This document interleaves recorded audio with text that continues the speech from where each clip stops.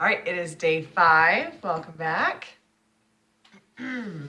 It's Friday. Sorry. It's Friday. We're going into a weekend. Weekends are hard because it's easy to fall off track. So please do whatever you need to do to stay on track this weekend. Write down your goals. Write down why you started this group. Remind yourself. Read it each morning so you can stay on track and not just obliterate anything that you have worked for this week. All right, today we're going to talk about goals. There are 2 different kinds of goals. There are, well, I think I'm getting ahead of myself. Goals are really important.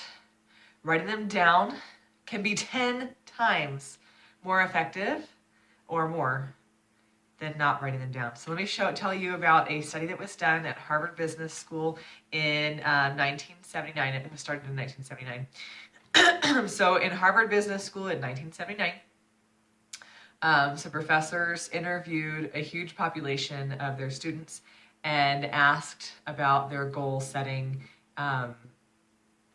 knowledge, abilities, all that kind of stuff. It turned out that 3% of their population wrote down their goals clearly. About 13% had goals, but did not write them down. And the other 84% just didn't even think about goals beyond like summer vacation. Well, in 1989, so 10 years later, Harvard Business School interviewed these same graduates and took some socioeconomic information too. So it turned out that 10 years later, the 13% who had goals but had not written them down were making twice as much money as the people who did not write down their goals, or who didn't have goals, I should say, who did not have goals. But the 3% who did clearly write down and define their goals were making 10 times more money than the other 97%. Even 10 times more money than the ones who had goals but didn't write them down. Write down your goals. It's so important. And personally, in my own experience, I can say it is so important. Before I started setting goals, I would just kind of meander through life, and I thought I was doing really well. I might have felt really good at what was going on, but I didn't have any clear definition of the direction I wanted to go in. And so every day could be like a roller coaster. I could be like, oh, I think I'm doing great. And then something would happen, and the next day I'd be like, well, life sucks. And then, I don't know what's going on and why. And then a couple of days later, I'd be feeling good again. And it was just up and down all the time. So then I started setting goals, but I was too lazy to write them down. And I'd forget what they were. And then so I'd be thinking, well, I'm doing really great. And then I'd stop and try to remember what my goals were. And I'd be like, well, I actually don't know how I'm doing. Maybe I'm not doing so great. And then I would just assume I'm not doing good, or assume that I'm doing good, and the same roller coaster would happen. Well, I have reformed this past year, and I write down my goals now. And I actually have, since it's sitting here, I'll show you. I have a journal specific for goal setting. This one is produced by Darren Hardy. It has like prompts and things in it, and it has a tracker here for different habits that I want to change. And anyway, so I use this every single day. Every day I spend like 5 minutes just reviewing what my goals are. Actually, let me open it up and show you. So this is just a blank page, and I'm going to go over this kind of stuff later in the group too. So it's a weekly planner, but it's for your goals. So it has banner goals for the year, banner goals for the month, top goals for the week, most important events for the week. And then this is a rhythm register, which is like actions or habits. Like, so I have right now on my one for this week, I have like my morning routine. Did I do it every day? Or like you have, I'll just show you closely. You have the behaviors that you want to track, and then the days of the week, so you can track how often you do the behaviors. But not every behavior you have to do every day. So then you have a goal here for how many times to do it. Like I'm trying to get better at just tracking my spending, and so my goal for tracking spending, I have spending on the list, tracking spending, and then I have a goal of checking up on my bank statement 3 times a week. So every time that I do it, I put a check mark, and at the end of the week, I can evaluate how I did. I didn't actually intend to show you that, but it was sitting here, so that was a good opportunity. Write down your goals. it makes all the difference in the world. And since I've started using this journal to track my goals, I'm even better off than when I was just writing them down and looking at them every now and then and trying to, kind of sort of evaluate how I'm doing. The tracking makes a difference too. Okay, but I'm gonna get back on topic for what I wanted to share. So goals, writing down your goals, setting goals in general is really important. And if you're not at the point yet where you're ready to write down your goals, that's cool. Think about them. Remember, we're talking about little steps over time, progressively getting better, and more proficient, learning more and putting it all into practice. So if you're not there yet where I am, that's cool. And if you're beyond me, then way to go. That's even better. I'm working towards that myself. But let's talk about goals. There are two different types of goals, and this is a really important thing to distinguish the difference between.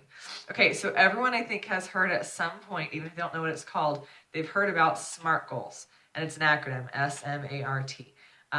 S is for specific, M is for measurable, A is for achievable, R is for realistic, and T is for timely. SMART goals are really important. There is a second kind of goal, which is taught mostly by Darren Hardy, but other authors have mentioned the same kind of thing. They just have a different name for it. I love Darren Hardy's name for it though, so I go with his. They're called BHAGs. So it's another acronym, even though BHAG isn't a word. BHAG stands for big, hairy, and audacious goals. So the BHAGs and the SMART goals actually work together. I know some people think that SMART goals are dumb and we really shouldn't do it. It's just worthless. It's a waste of your time and all that kind of stuff. But they really are important. So if you have these BHAGs, these big, hairy, and audacious goals, they're more like what you wish for at night when you're trying to go to sleep, what you think of when you're daydreaming, and your bigger vision, the things that you only wish that someday, somehow you could even maybe make it there. Those are the BHAGs, the things that seem unattainable because they're just so big and so far away and it would take so much work to get there. Maybe one of your BHAGs is to lose 50 pounds or more. Maybe one of your BHAGs is to, own 20 acres of property, or to be the best in your field, or marry the person of your dreams. I don't know, whatever the BHAGs are. You have one, maybe more, even if you never labeled them as such. So imagine your BHAG. And then just think about that giant gap that there is from where you are to where you want to be. And that gap is usually where people fall short because they don't know how to ever achieve something so big, so hairy, so audacious, so unattainable, almost unimaginable. Well, that's where the SMART goals come in. The SMART goals are the stepping stones to making it to your BHAGs. One of the things I love about Darren Hardy is that he teaches both. So he says, you have your BHAGs and you focus on it and you think about everything it'll take to get there. And then you just scoot it to the side and ignore it for a little bit. Think about it, visualize it, pretend that you're there and use that as motivation, but don't focus on it because you can't say, I want to lose 80 pounds this year and make that realistic or achievable, which is what a SMART goal is. But you can create stepping stones using SMART goals to reach those BHAGs. So that's your action step today. Those are your action steps. First step, think about your BHAGs. One or more of them. Just focus on one. But you can think about as many as you have. Focus on one. And then think of all that space that there is between where you are now and where you want to be. And come up with a couple of SMART goals as stepping stones to help you bridge that gap. Don't focus on the gap. Don't be gap focused. That'll just tear you down and make you feel like you're not good enough.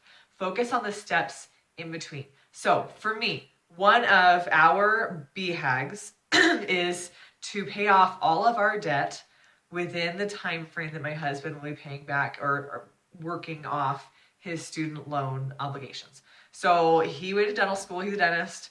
Dental school is really expensive. It was over $500,000. And then we bought a house in Flagstaff, which was pretty close to $500,000. So right now, as it stands, we're about $1 million in debt. Not consumer debt. We bought a house, we went to dental school. So it's all like worthwhile stuff. but it's a lot of money. And so we have a big, hairy, scary, audacious goal to pay all of that off within 10 years of when we got up here. So after Jacob had finished his residency and stuff. So now we're at about 8.5 years to go. He has a government loan repayment plan that he's on. He works in a public health position, so he gets discounts, all that kind of stuff. At the end of 10 years of working at this job, his loans for dental school will be forgiven, so he won't ever have to pay anything else on that. So our plan is to pay off the house entirely, all the way, all $407,000 of it, by the time that he's done with his student loan obligation. That's a lot of money. That's a lot to pay off in less than 10 years. To be honest, I don't know if it'll actually happen, but that's our goal. That's the goal we've set, and this is our big time test. So we have created some SMART goals along the way, some stepping stones where we can check in along the way. One of the tools we have is me starting to coach. So I have a part-time job on the side doing this. And so one of those stepping stones is to turn this part-time job into an opportunity for us to double our mortgage payment. Well, I'm not there yet. Our mortgage payment is high because it's an expensive area to live in. The house is a lot of money. So I have to, one of our stepping stones is by the end of this calendar year in December, I'm hoping to be earning enough money from coaching that we can double our mortgage payment each month. So that'll be one of our stepping stones. It is a SMART goal because it is specific. I need to be earning that money. It's measurable by, it's an amount. We have an amount. We want to double the mortgage payment. So there's a number associated with that. It is, I hope, achievable. I know it's possible. Other coaches have done it. So I'm going on faith there. I think it's realistic as well. Same deal. And then it's timely. We have a deadline for it. We want to be earning that money each month by the end of this year. So by December 31st, 2018, we want to be earning that money. So that is a SMART goal. One of the SMART goals I had last year, all of last quarter, was to start waking up earlier, because if I'm going to get to the point where I'm earning this extra money each month, I have to get up and actually do the work, which was a huge struggle all of last summer after we moved and when school started, and then in September and October when my church calling and responsibilities just kind of blew up in my face.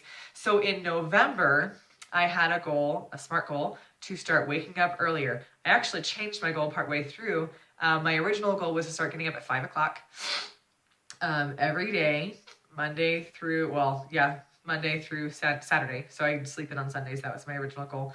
Get up at 5 o'clock so that I could do my 2 hours of coaching work each day before the kids got up, because they were getting up around 7. And that was my SMART goal. Then it changed. Now I get up extra early and do even more stuff before the kids wake up, and which makes the next stepping stone of increasing my income to be actually like more realistic and manageable. So once we hit that goal with my income and the mortgage, we'll set another SMART goal. And you'll just, over time, the compound effect will come into play. It'll build up the momentum, and we'll just like snowball into this goal of paying off all of our debt within 10 years. So it is possible. It is so possible to make those big, hairy, audacious goals a reality. But you can't jump from where you are now up to that level. You have to have goals in between. And it's the SMART goals that help you to take the steps along the way. So your action goal or your action items today are to think about a BHAG you have and share it with us. And then think of at least 1 or 2 SMART goals that will have to happen in the middle somewhere. They don't have to be realistic right now. It could be down the road a little bit. So at least 2 SMART goals and 1 BHAG. Leave them in the comments below, and I cannot wait to read them. All right, have a great day. Happy Friday.